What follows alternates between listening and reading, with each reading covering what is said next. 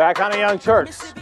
Now, we move from healthcare to the issue of the deficits. We're going to welcome back Bruce Bartlett. He's worked on the Reagan administration, wrote Reaganomics, Supply Side Economics in Action, but then later also wrote The New American Economy, The Failure of Reaganomics, and a New Way Forward. Bruce, welcome back to the Young Turks. Happy to be here. Bruce, I want to talk to you about the current state of the deficit and who's responsible for it.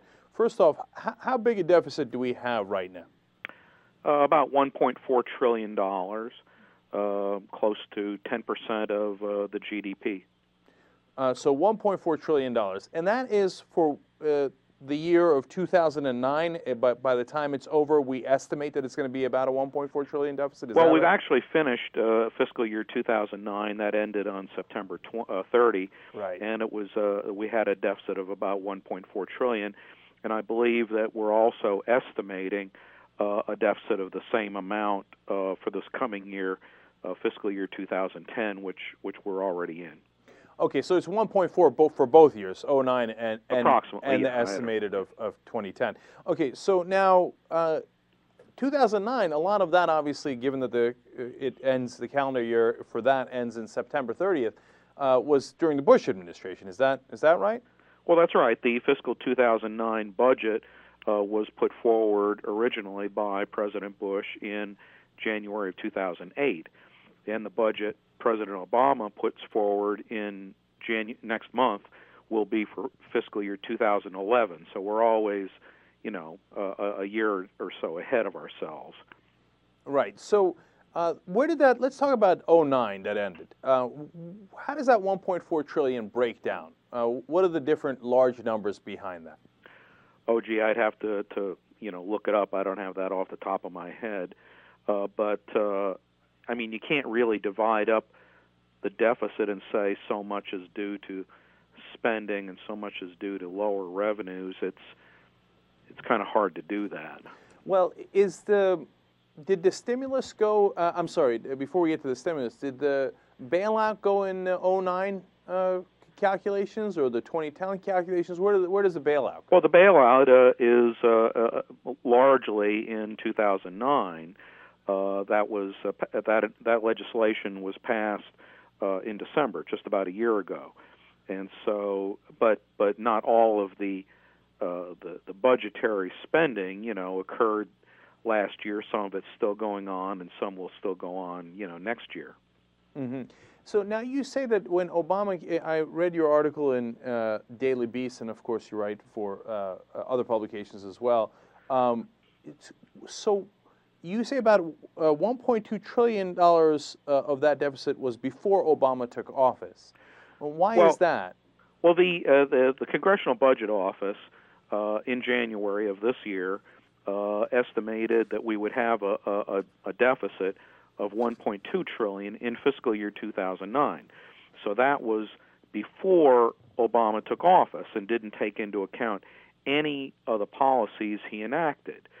And if you go through the CBO's calculations, you see that a lot of the increase in the deficit from 1.2 to 1.4 was due to poorer economic conditions than anticipated, which automatically reduced revenues. So we would probably have had a deficit of $1.3 trillion last year, even if John McCain had been elected and done nothing in terms of stimulus, which I think is not likely.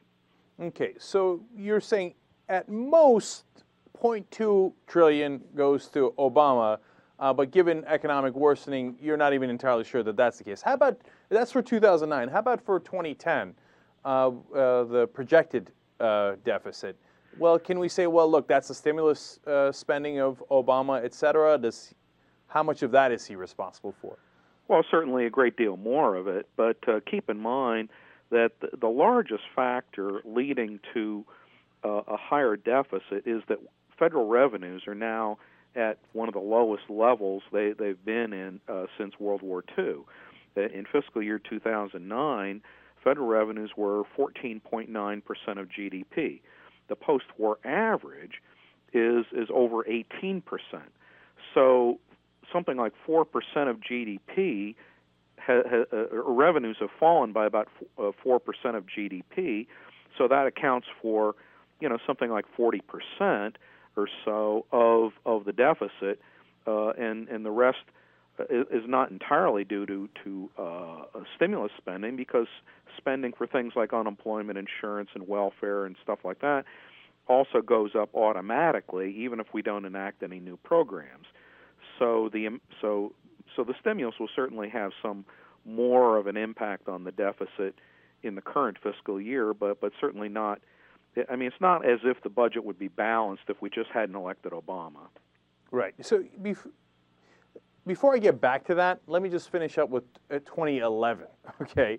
Because now I want to go one more year, and now we're getting, of course, as we go along, we get more speculative because these are just, projections of what's going to happen. But given that we hope there won't be more stimulus spending at that point, we hope that revenues have picked back up a little bit by that point.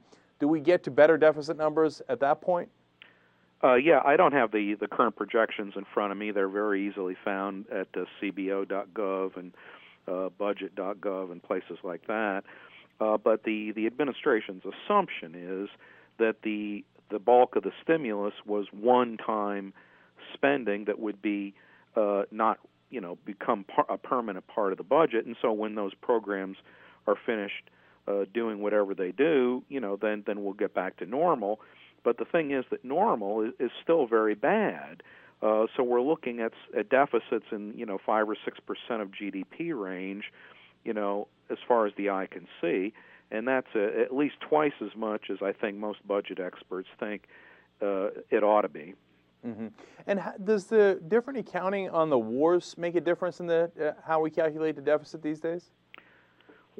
Well, I mean, the wars do contribute to the deficit. They used to have them out of the budget. Now it seems like they're in the budget, but I'm not positive about that. Yeah. I mean, we've spent about $1 trillion on the wars in Iraq and Afghanistan up until now, and if memory serves, we're projecting something like that same amount of money going over the next 10 years or so. So wars are definitely very expensive, and they do add to the defense budget, which is a big part of the budget. All right, now, and we're talking to Bruce Bartlett here. He writes for Forbes magazine, and his own website is capitalgainsandgames.com, and of course his book is The New American Economy. So finally, let's go back to the issue of who is responsible for the deficits at this point. So when people scream bloody murder that Obama came in and all of a sudden government exploded, it's kind of an illusion in a sense, because the CBO had already said, Congressional Budget Office, that as soon as he was coming in, he had a $1.2 trillion deficit. That's right, and of course, I mean it's very difficult to account for spending. I mean, are we supposed to talk about things like Social Security and Medicare that were enacted, generations ago, that have a very substantial amount of spending that adds to the deficit? I mean, that doesn't. I don't know if that makes sense. So all we can kind of do is look at the short-run situation, and in the short run, the biggest addition to the deficit is the decline in the economy. But we've also had, under President Bush, a huge number of tax cuts, big increases in spending for Medicare Part D. That was a new program that will cost $1 trillion over the next 10 years. Plus the wars and a lot of pork barrel spending and things like that.